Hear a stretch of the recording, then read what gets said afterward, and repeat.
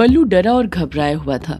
उसके मन में अभी भी यही बातें चल रही थी कि क्या सच में अनुराग को यक्षिणी दिखी थी, क्योंकि जिस तरह से अनुराग ने यक्षिणी का जिक्र किया था, बल्लू इतना तो जरूर समझ गया था कि अनुराग के साथ कुछ न कुछ तो जरूर हुआ था। ये पहली मुलाकात यक्षिणी और अनुराग की कहानी की शुरुआत थी। इसके बाद अनुराग और यक्षिणी की कई मुलाकातें हुई। जैसे जैसे मुलाकातें होती गईं, अनुराग का यक्षिणी पर विश्वास बढ़ता गया। वो उसके और करीब आते गया। अनुराग यक्षिणी पर उतना ही विश्वास करने लग गया था जितना वो अपने माता पिता पर करता था। यक्षिणी को भी उतना ही मानने लग गया था जितना वो अपने माता पिता को मानता था। उसे यक्षिणी पसंद आने लग गई थी। कहते हैं प्यार की कोई उम्र नहीं होती, और यहाँ भी प्यार की कोई उम्र नहीं थी। अनुराग बच्चा जरूर था, पर उसका प्यार सच्चा था। अगर हम किसी से सच्चा प्यार करते हैं तो वो बीतते वक्त के साथ कम नहीं होता है, बल्कि बीतते वक्त के साथ और बढ़ जाता है। और वही प्यार अनुराग के दिल में यक्षिणी के लिए बढ़ने वाला था।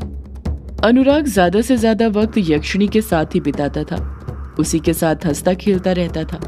पहले अनुराग को खेलने के लिए दिलीप की जरूरत पड़ती थी, पर अब वो उसके बिना ही अकेले कभी घाट तो कभी काला झाड़ी जंगल की तरफ निकल पड़ता था, यक्षिणी से मिलने के लिए, उसके साथ खेलने के लिए। और उसकी किस्मत इतनी अच्छी रहती थी कि उसे यक्षिणी मिल भी जाती थी, जैसे यक्षिणी भी उसके लिए ही आती हो।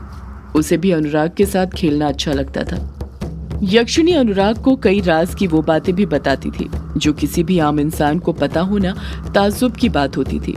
दिलीप मन ही मन अनुराग से और ज्यादा नफरत करने लग गया था, और इस बात का एहसास ब्रिजेश्वर को भी कहीं न कहीं अच्छे से होने लग गया था। और इसी सिलसिले में ब्रिजेश्वर बल्लू से बात कर रहा था। ब्रिजेश्वर और बल्लू दोनों ही हॉल में बैठे हुए थे। इस वक्त हॉल में उन दोनों के सिवा कोई और नहीं था। वैजयंती हर सोमवार को मेहंदी पथार में महादेव के मंदिर जाती थी और आज भी वहीं पर गई थी। ब्रिजेश्वर कुछ परेशान होते हुए रुंधे स्वर में कहता है, ये दिलीप के लक्षण ना मुझे कुछ ठीक नहीं लगते हैं। जब देखो अनुराग के साथ किसी न किसी बात पर लड़ते झगड़ता रहता है। मेरा बेटा अनुराग तो ठीक है, पर ये दिलीप बिल्कुल ठीक नहीं है। पता नहीं इसके मन में इतना कपट कैसे भर गया, ये इतना स्वार्थी कैसे हो सकता है। बल्लू के मन में उसी वक्त आता है कि वो ब्रिजेश्वर को टोके और कहे कि अनुराग कहाँ उसका सगा बेटा है, पर वो जानता था कि चुप रहने में ही भलाई थी।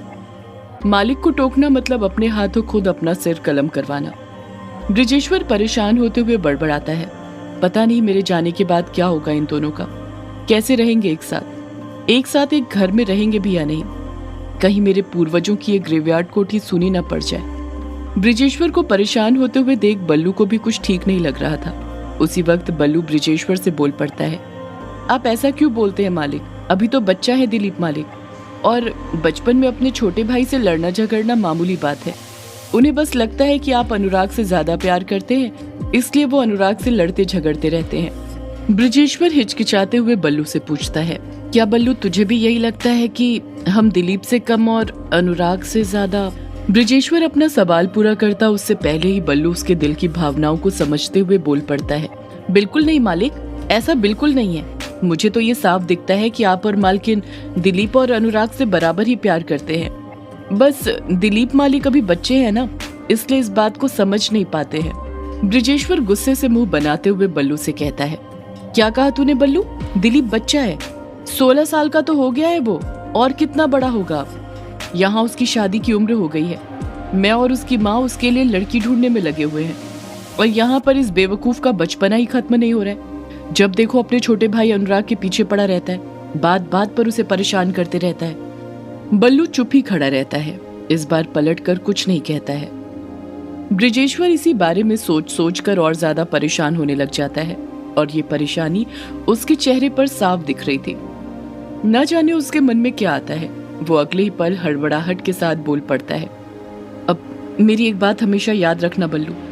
बल्लू अपनी दोनों भवें ऊपर करते हुए पूछता है, कैसी बात मालिक? ब्रिजेश्वर जवाब देता है, तुझे मेरे बेटे अनुराग का हमेशा ख्याल रखना है, मेरे इस दुनिया से जाने के बाद भी। बल्लू घबराते हुए कहता है, ये आप कैसी बात कर रहे हैं, आपको थोड़ी कुछ होने वाला है। ब्रिजेश्वर कहता है, ये जिंदगी है बल्लू, कब किसे क्या हो जाए खुद जिंदगी को भी पता नहीं होता है। इसलिए मैं कह रहा हूँ, मेरे जाने के बाद मेरे अनुराग का ख्याल तुझे ही रखना है। मुझे इस दिलीप से तो कोई उम्मीद नहीं है, पर तुझसे है। तू मेरे अनुराग बेटे का ख्याल रखेगा ना? बल्लू कुछ जवाब नहीं देता है। वह असमंजस में पड़ जाता है। बल्लू अनुराग को पसंद तो करता था, पर उतना नहीं कि हमेशा ख्याल रख पाए। पर बृजेश्वर के कहने पर वो उसे मना भी नहीं कर सकता था। आखिर वो उसका मालिक था, और मालिक अपने नौकर से कभी भी कुछ पूछते या बताते नहीं हैं, बल्कि हमेशा ऑर्डर देते हैं, आदेश देते हैं, और नौकर को भी उस आदेश का पालन करना पड़ता है। और यहाँ भी बल्लू वही करता है। बृजेश्वर फिर बल्लू से अपनी बात पर जोर देते हुए कहता है, बोल बल्लू, तू चुप क्यों है? मेरे जाने के बाद अनुराग का ख्याल रखेगा ना? बल्लू हाँ में अपना सिर हिलाते हुए कहता है, हाँ मालिक, क्यों नहीं, मैं अनुराग का ख्याल रखूंगा, मैं आपसे वादा करता हूँ। अभी बल्लू ने इतना कहा ही था कि उसी वक्त वहाँ पर अनुराग आता है, जो ग्रेवयार्ड कोठी के बाहर से आ रहा था। अनुराग बहुत खुशी के साथ ग्रेवयार्ड कोठी के अंदर घुसा था, पर जैसे ही वो हॉल में बल्लू और बृजेश्वर को बैठे देखता है, उसकी खुशी गुम हो जाती है। वो कुछ घबराने लग जाता है, जैसे अनुराग कोई वो काम करके आ रहा हो जिसके लिए उसे बृजेश्वर ने मना करके रखा हो। बृजेश्वर नॉर्मली अनुराग से पूछता है, कहाँ गया था तू, और ये तेरे कपड़ों पर मिट्टी कैसी लगी है? अनुराग बृजेश्वर से अपनी नजरें चुराते हुए कहता है, कहीं नहीं पिताजी, अब बस यहीं बाहर ही खेल रहा था, और कल रात बारिश हुई थी ना, तो बाहर मेरा पैर फिसल गया, उसी की मिट्टी मेरे कपड़ों में लगी हुई है। बृजेश्वर अनुराग को ऊपर से लेकर नीचे तक देखते हुए कहता है, अच्छा तो ये बात है, हमारे साहबजादे मिट्टी में गिर गए थे, तो जल्दी जाकर नहा ले, तेरी माँ मंदिर गई है। अगर तेरी माँ ने तुझे ऐसी हालत में देख लिया तो वो मुझे ही ताने देगी, कहेगी 2 मिनट मेरे लड़के को नहीं देख सकते हो, क्या हालत बना कर दी है उसकी। अनुराग हंसते हुए कहता है, जी पिताजी, अभी जाकर नहा लेता हूँ, ताकि आप माँ की डांट से बच जाएं। बृजेश्वर अनुराग की इस शरारत पर हंसते हुए कहता है, अरे मैं तुझे तेरी माँ से बचाने की कोशिश कर रहा हूँ और तू है कि मेरे साथ ही। इतना कहकर बृजेश्वर खुद धीरे से ठहाके लगाने लग जाता है। अनुराग तुरंत भागते हुए सीढ़ियों के पास जाता है और धड़ाधड़ सीढ़ियां चढ़ने लगता है। वो सीधे अपने कमरे में ही जा रहा था कि तभी उसके मन में दिलीप का ख्याल आता है और वो उसके कमरे की तरफ जाने लग जाता है। दिलीप भले ही अनुराग को अपना भाई ना मानता हो, पर अनुराग दिलीप को अपने सगे भाई से भी बढ़कर मानता था। अनुराग भागते भागते दिलीप के कमरे में घुसता है और हड़बड़ाहट के साथ दिलीप से बोल पड़ता है, दिलीप भैया सुनिए ना। दिलीप अभी भी बेड पर पसर कर सो रहा था। वो जगा हुआ तो था, पर आधी नींद में। अनुराग दिलीप के सामने ही खड़ा हो जाता है और उसे बिना छुए उठाने की कोशिश करते हुए कहता है, दिलीप भैया उठिए ना दिलीप भैया। दिलीप जानबूझकर नहीं उठता है और अपना मुंह दूसरी साइड करके सोने लग जाता है।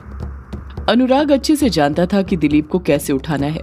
अनुराग हड़बड़ाहट के साथ कहता है, पिताजी आ रहे हैं दिलीप भैया, पिता आ रहे हैं ऊपर। जैसे ही दिलीप के कानों तक ये आवाज पहुंचती है, दिलीप फुर्ती के साथ उठ बैठता है और बौखलाहट के साथ बोल पड़ता है, अभी नहाता हूँ पिताजी, अभी नहाता हूँ, आप मारना मत, अभी नहाता हूँ। यही सब बड़बड़ाते हुए दिलीप उठा ही था और जब वो अपने आसपास बृजेश्वर को कहीं नहीं पाता है और साथ ही अनुराग को खिलखिलाते हुए हंसते हुए देखता है, तो गुस्से से उसकी नाक फूलने लग जाती है। वो उसी वक्त अनुराग का कान पकड़ते हुए कहता है, तू फिर आ गया सुबह सुबह मुझे परेशान करने के लिए। कितनी बार बोला तुझे मेरे कमरे में मत आया कर, तू मानता नहीं है ना। आज तो तेरी खैर नहीं, तू नहीं बचेगा मेरे हाथों से। इतना कहकर दिलीप अनुराग का राइट कान कसकर पकड़ लेता है और उसे कसकर मरोड़ने लग जाता है। अनुराग दर्द से कराहते हुए कहता है, आ भैया भैया मेरा कान छोड़िए, भैया मेरा कान छोड़िए, दर्द हो रहा है। दिलीप अनुराग की एक नहीं सुनता है और उल्टा और कसकर अनुराग का कान मरोड़ने लग जाता है। अनुराग दर्द भरी आवाज में ही ऐसे बोलता है जैसे कोई गुप्त बात बता रहा हो, कान छोड़िए भैया, मैं तो आपको एक राज की बात बताने आया था। अगर आपने मेरा कान नहीं छोड़ा तो फिर मैं वो बात आपको कभी नहीं बताऊंगा। जैसे ही दिलीप अनुराग के मुंह से ये बात सुनता है, वो अगले ही पल अनुराग के कान से अपने हाथ की पकड़ कुछ ढीली करते हुए कहता है, कैसी राज की बात? दिलीप कुछ सोचते हुए कहता है, क्या तुझे बल्लू काका ने बता दिया कि उस दिन उन्होंने बंद कमरे के अंदर पिताजी से क्या गुप्त बातें करी थी? अनुराग मुंह बनाते हुए कहता है, किस दिन भैया, आप किस गुप्त बात की बात कर रहे हैं? दिलीप अनुराग के चेहरे के एक्सप्रेशन देखकर समझ जाता है कि उसे इस बारे में कुछ पता नहीं था। दिलीप तुरंत बात को पलटते हुए कहता है, तू ये सब छोड़ना और ये बता क्या बताना है तुझे। अनुराग कहता है, भैया आपको पता है वो काला झाड़ी जंगल है ना, उसके अंदर एक बहुत बड़ा झरना है। दिलीप हैरानी के साथ कहता है, क्या कहा? काला झाड़ी जंगल के अंदर झरना है? अनुराग हामी भरते हुए कहता है, हाँ भैया, और उस झरने के पास एक बड़ा सा शिवलिंग भी है। जब झरने का पानी शिवलिंग पर गिरता है तो उससे ओम की आवाज सुनाई देती है। दिलीप खामोशी के साथ अनुराग की बातें सुनते रहता है, उसे बीच में नहीं टोकता है। अनुराग खुश होते हुए कहता है, मैं आज उसी झरने के पास गया था। वो झरना बहुत सुंदर है दिलीप भैया, बहुत बड़ा तालाब भी है उसके आसपास। यक्षिणी मुझे वहीं पर ले गई थी। यक्षिणी ने मेरे ऊपर पानी भी डाला था। हमने झरने के पास बहुत खेला, मुझे बहुत मजा आया। जैसे जैसे अनुराग इन सब चीजों के बारे में बताते जा रहा था, दिलीप के अंदर का गुस्सा बढ़ते जा रहा था और वो गुस्सा उसकी आंखों में साफ देखा जा सकता था। अनुराग अपनी बात को आगे जारी रखते हुए कहता है, उस जगह पर जाना इतना आसान नहीं है। वो तो यक्षिणी ने मुझे बताया। जैसे जैसे यक्षिणी मुझे बताती गई मैं वैसे करता गया। अब तो मैं अकेला भी उस झरने के पास जा सकता हूँ। यक्षिणी बहुत अच्छी है, मुझे अच्छी अच्छी जगह पर ले जाया करती है यक्षिणी। अनुराग यक्षिणी की तारीफ में और झंडे गाड़ता, उससे पहले ही दिलीप अब उसका दूसरा कान मरोड़ते हुए कहता है, ये क्या जब से तूने यक्षिणी यक्षिणी लगा कर रखा हुआ है? तुझे कितनी बार बोला है मैंने मेरे सामने ये यक्षिणी यक्षिणी मत किया कर। यक्षिणी ऐसी है, यक्षिणी वैसी है। आज हमने साथ में ये किया, आज वो किया। आज के बाद तूने मेरे सामने यक्षिणी का नाम लिया ना तो तेरी खैर नहीं, समझा तू? पागल साला। अनुराग दर्द से कराहे जा रहा था। वो दर्द से कराहते हुए कहता है, आह, कान छोड़िए भैया, कान छोड़िए। दिलीप अनुराग के दोनों कान मरोड़ते हुए कहता है, पागल साला, जब देखो यक्षिणी यक्षिणी करते रहता है। जिस दिन तेरे सामने सच में यक्षिणी आ जाएगी ना, तू देखना, तेरे अंदर का ये जो यक्षिणी के लिए प्यार है ना, सारा तेरी पैंट के अंदर से धार बनकर बाहर निकलने लग जाएगा। अनुराग रोते हुए कहता है, वहां पर सच में झरना है भैया, चाहे तो आप मेरे साथ खुद चलकर देख लीजिए, मैं आपको दिखा देता हूँ। दिलीप चिढ़ते हुए कहता है, मुझे तुझ पागल के साथ कहीं नहीं जाना। अगर तेरे साथ गया तो मैं भी पागल हो जाऊंगा। जा, निकल जा मेरे कमरे से, और आज के बाद मेरे सामने यक्षिणी का नाम फिर कभी मत लेना। इतना कहकर दिलीप अनुराग को धक्का दे देता है और अनुराग रोते हुए कमरे से बाहर निकल जाता है। कुछ आदतें हमें बचपन से ही लग जाती हैं और फिर वो बड़े होकर भी नहीं छूटती हैं, और वही आदत दिलीप को भी लगने वाली थी। अनुराग को हर बात पर पागल कहने की आदत। वो बड़े होने पर भी अनुराग को पागल ही बोलने वाला था। जैसे जैसे वक्त बीतते जा रहा था, दिलीप की चालों का स्तर भी बढ़ते जा रहा था। शरारतें वो करता था और नाम अनुराग का लगा दिया करता था। अनुराग बार बार दिलीप के सामने यक्षिणी का जिक्र करते रहता था, उसकी बातें किया करता था, पर दिलीप उसकी बातों पर बिल्कुल यकीन नहीं करता था। उसे यही लगता था कि अनुराग पागल है। पर एक रात कुछ ऐसा हुआ कि दिलीप को भी यक्षिणी के होने पर यकीन हो गया। सिर्फ वही नहीं, बल्कि ब्रिजेश्वर और वैजयंती को भी इसका एहसास हो गया था। सदियों से है पुरानी ये है यक्षिणी की कहानी। यक्षिणी एक आग है, यक्षिणी तेरा ख्वाब है।